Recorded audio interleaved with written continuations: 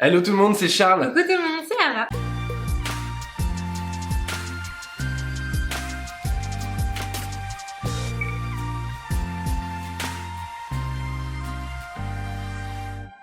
On espère que vous allez merveilleusement bien aujourd'hui. Comme toujours. Nous, comme d'habitude, on pète la forme. Vraiment, je sais pas pourquoi on va toujours... Parce qu'on fait de la pâtisserie et que c'est C'est la bon pâtisserie. pour le moral. Faites de la pâtisserie et vous serez heureux dans la vie. C'est clair. Aujourd'hui, on va vous proposer une recette d'un chef qu'on n'a encore jamais fait sur la chaîne. Il s'agit de Yann Brice. Tout le monde son livre. Voilà à quoi ressemble Yann Brice. Avec le livre tourbillon. Parce que tout simplement, Yann Brice c'est celui qui a inventé la technique de pochage tourbillon pour décorer des entremets, etc. Vous l'avez vu avec la photo de miniature, ça va être aujourd'hui autour du tourbillon. Moi, ce chef, c'est simple, il me fait littéralement tourner la tête. Fin des vannes, voilà, on va pouvoir passer à la recette maintenant. Je suis hyper content qu'on fasse ce gâteau parce que notamment il y a un biscuit à l'intérieur qu'on n'a jamais fait, dont on n'a jamais encore entendu parler. Ça s'appelle le biscuit Trocadéro. Le biscuit Trocadéro, ça a l'air hyper intéressant. Alors en dehors de ce biscuit, il y aura également un sablé shortbread avec des zestes d'orange, des zestes de citron, un truc super aromatisé. Poudre de vanille. Un caramel à la noisette, ça je trouve ça hyper C'est intéressant. autour de la noisette, hein. Même s'il y aura des noix de pécan dans Exactement, le biscuit c'est vrai, dans le Trocadéro. biscuit Trocadéro et du gianduja sur Le dessus qui normalement quand on va couper va être assez onctueux, vous allez voir tout ça. On va commencer tout de suite avec le gianduja, comme il a besoin d'être au congélateur avant d'être mis sur notre joli dessert. Dans un robot coupe, vous versez la pâte de noisette, le sucre glace et vous mixez le tout jusqu'à obtenir une crème très onctueuse. Ensuite, vous ajoutez le chocolat au lait fondu et le beurre de cacao fondu également. Vous remixez pour avoir quelque chose de bien homogène et vous récupérez cette pâte. Vous la mettez dans une poche sans douille et vous remplissez vos moules tourbillons en essayant de bien les tapoter pour que le gianduja se répartisse bien partout. Et vous le mettez 1 heure au congélateur. Voilà, pendant que le gianduja est en train de prendre, on va réaliser le caramel à la noisette. Dans une casserole, on met le sucre semoule et le sirop de glucose. Et on va faire fondre le tout jusqu'à avoir une belle couleur de caramel. Quand on a une belle couleur bien ambrée, on peut mettre notre beurre. On baisse un tout petit peu le feu mais on ne l'éteint pas. Et on ajoute notre crème infusée à la poudre de vanille encore chaude. On l'ajoute en 2 fois et on laisse cuire notre caramel pendant environ 2 minutes sur un feu moyen. On le récupère ensuite et on le met dans un pichet. On attend qu'il descende en dessous des 40 degrés et on ajoute la pâte de noisette. À ce moment-là, on mixe au mixeur plongeant pour avoir un caramel bien onctueux et bien homogène. On peut le réserver dans un bol à température ambiante. On continue tout de suite avec le sablé shortbread. Vous allez voir, il va y avoir plein d'odeurs, ça va être génial. Dans la cuve du robot, vous mettez le beurre, assez pommade et le sucre glace et vous mélangez le tout jusqu'à obtenir une texture de crème. Une fois que c'est le cas, vous pouvez arrêter le robot pour ajouter le zeste d'un demi-citron et d'une demi-orange, la fleur de sel et un petit peu de poudre de vanille. Et vous remélangez pour homogénéiser. Maintenant, vous allez pouvoir ajouter la petite quantité de jaune d'œuf et la farine bien tamisée. Vous allez voir, ça fait un mélange assez sec et sablé, c'est normal.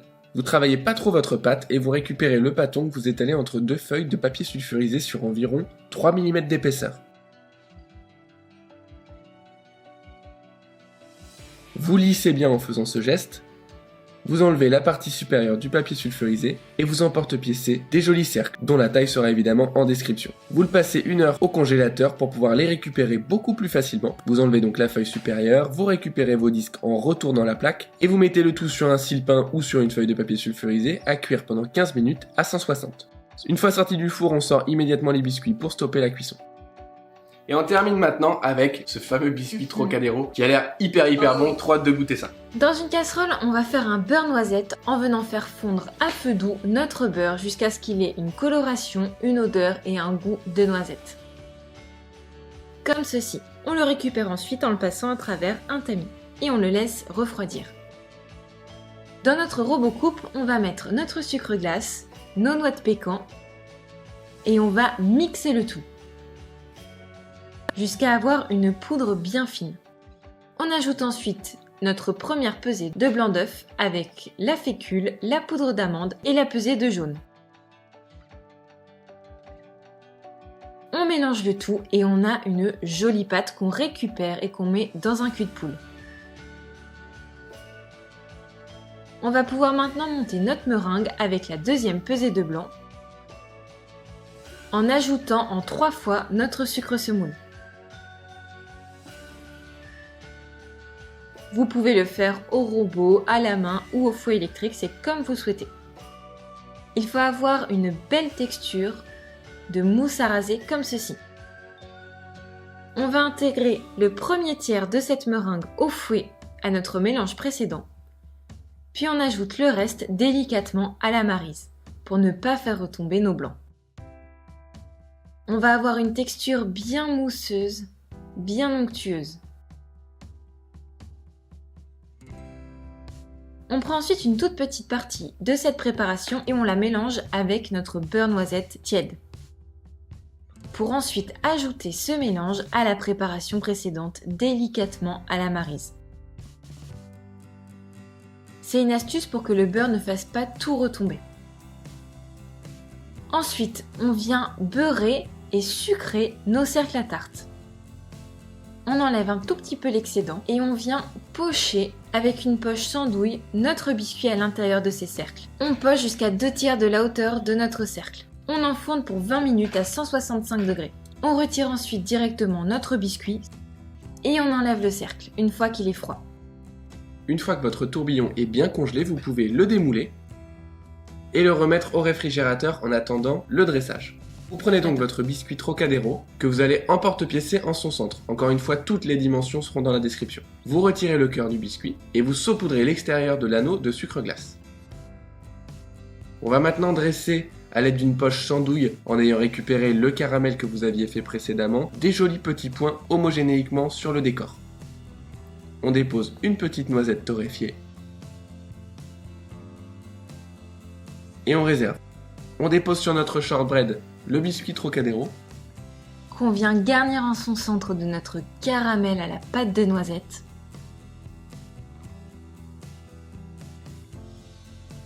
On rajoute quelques noisettes torréfiées dans le caramel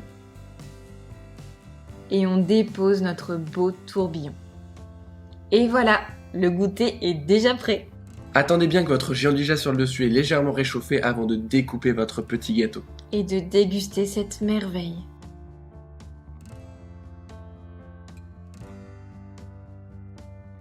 La découpe de ce truc, Oh là là. c'est magique quand même. Avec le caramel à la noisette au milieu, mais ça va être dingue. À la L'odeur de vôtre. noisette incroyable.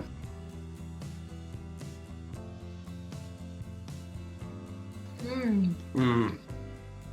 Oh là là, mais moi j'adore, je trouve ça tellement régressif ce biscuit bien moelleux, ce Il est croustillant. moelleux de dingue. Et l'onctuosité du caramel, enfin, franchement, c'est...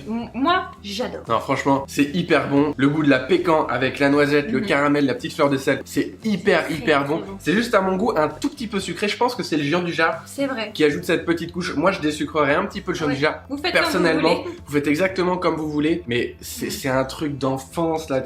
J'imagine manger ça au goûter, mais par dizaines, c'est hyper bon. On vous conseille de le refaire à 1000%. Et puis avec le moule, c'est hyper facile de faire la technique tourbillon. Comme d'habitude, on vous met en description les liens pour avoir les moules, les ingrédients. N'hésitez pas à aller voir, c'est juste en dessous. Voilà, merci beaucoup à vous d'avoir regardé cette vidéo jusqu'au bout. On espère sincèrement qu'elle vous a plu. Si c'est le cas, comme d'habitude, un petit pouce en l'air, ça nous fera extrêmement plaisir. Et surtout, n'oubliez pas de vous abonner et d'appuyer sur la petite cloche pour recevoir toutes les notifications, c'est important. On tient aussi à vous dire que le 18 avril, si la date est bonne dans ma Non, mémoire, elle est très bonne. sortiront nos nouveaux ateliers virtuels Oh yes. sur les biscuits. Alors notez bien cette date dans votre agenda, ça va normalement être vraiment quelque chose de très qualitatif, ça va vous plaire. Je vous dis, les biscuits, ça a l'air facile comme ça. Il y a des trucs de psychopathe à savoir dessus, c'est énorme. Psychopathe dans le bon sens. Dans le bon sens. Depuis qu'on fait cette formation, on apprend des trucs. Ouais, Ça vraiment. change complètement notre vision de la pâtisserie. C'est mettez cette petite date dans votre agenda, vraiment. Vous allez pas le Ça regretter. va être top. Hâte de vous voir là. On vous dit à très vite dans une prochaine vidéo. Gros bisous. Ciao.